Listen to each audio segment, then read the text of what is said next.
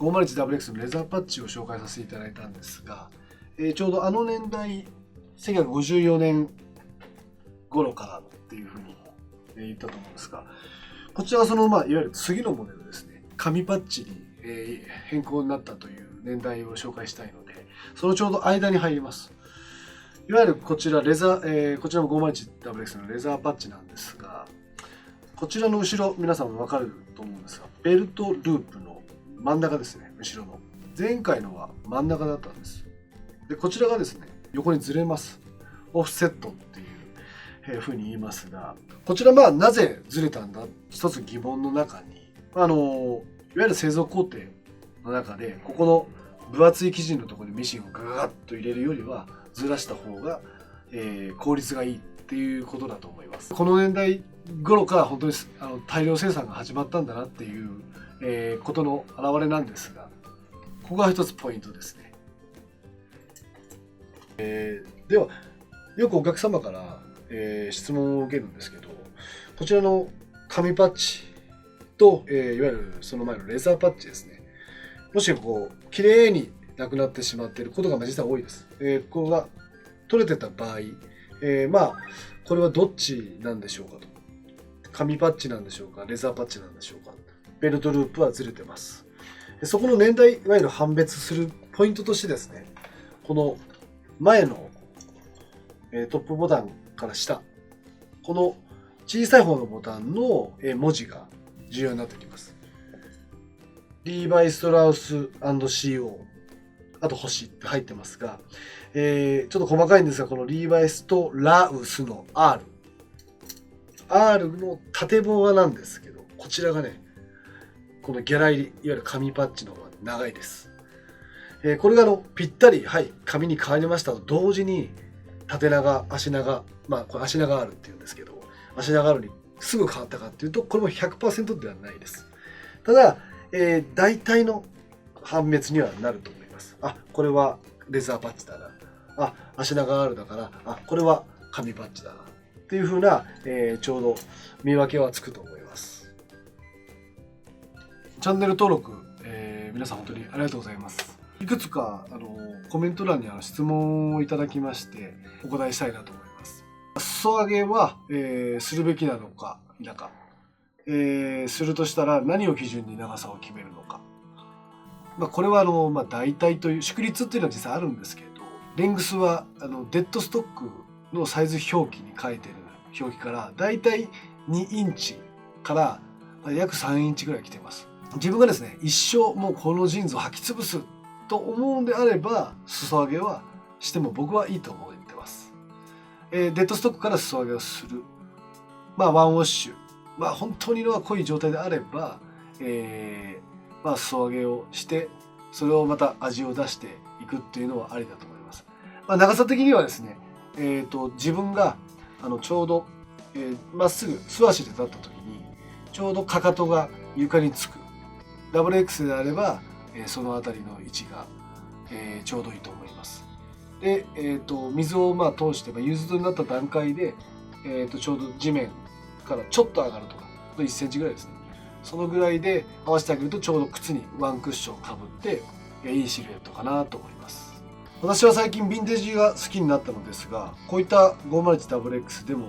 値段はピンキリなのでしょうか。状態によって違うと思うのですが、安いものでおいくらぐらいなのか気になります。デッドストックのジーンズが一番高値です。今は 501WX を説明させてもらってますが、年代ですね。年代が60年代、70年代になっていくにつれて、徐々に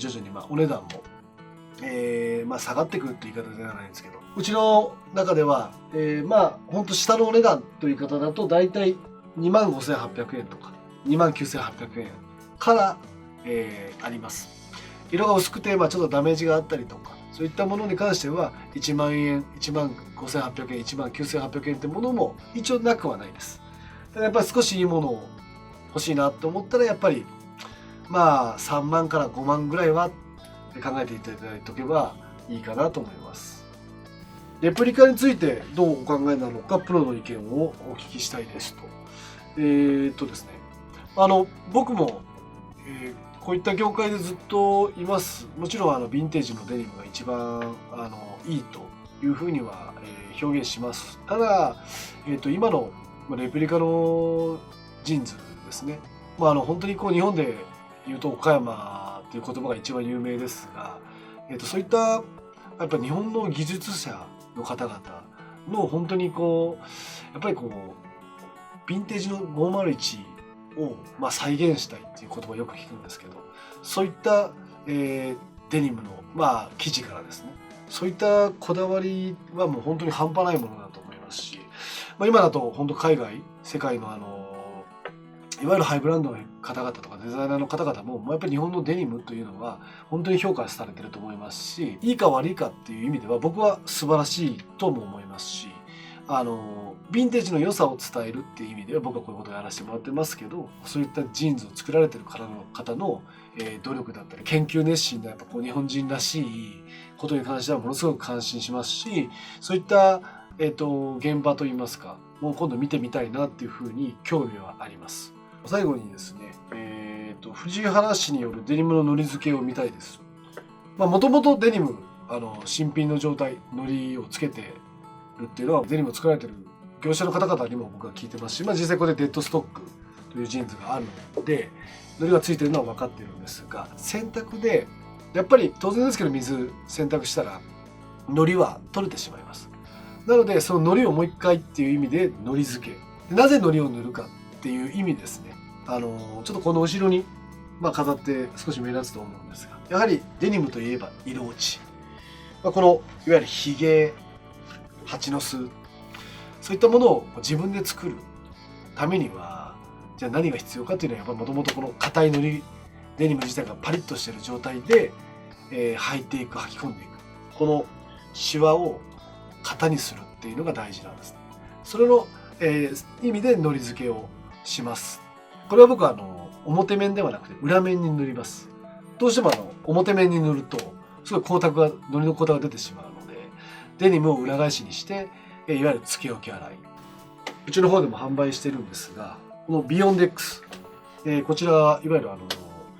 ィンテージのデニムの色を落としませんという洗剤です。こちらを使って、洗濯をさせてもらい、あとは裏にですね、脱水全部終わった後に糊を全体的に塗ります。糊付けうちのお店の方でですね、3800円に消費税で、一応 OK できます。ヴィンテージ先ほど問わずレプリカのデニムでも構いません。自分でやるのがちょっと面倒くさいなとか、やり方とかもまた僕の方お店の方に来ていただければ説明しますし、ちょっと手間だなとかヴィンテージを糊付けしたいけどちょっと怖いなっていう方には、うちのお店の方でお預かりして、1週間ほどちょっとお時間いただいて、仕上げるということもやってますので、ちょっといただいた質問で、お答えできる範囲ですが、答えさせてもらいました。ありがとうございます。うちのお店でも人気なんですけど、ジージャン、リーバイスで言いますとファースト、セカンド、サードとなんと、これリーバイスのセカンドですね。デッドストックの状態から、表のホコリ汚れをしっかり取りたいなと思うので、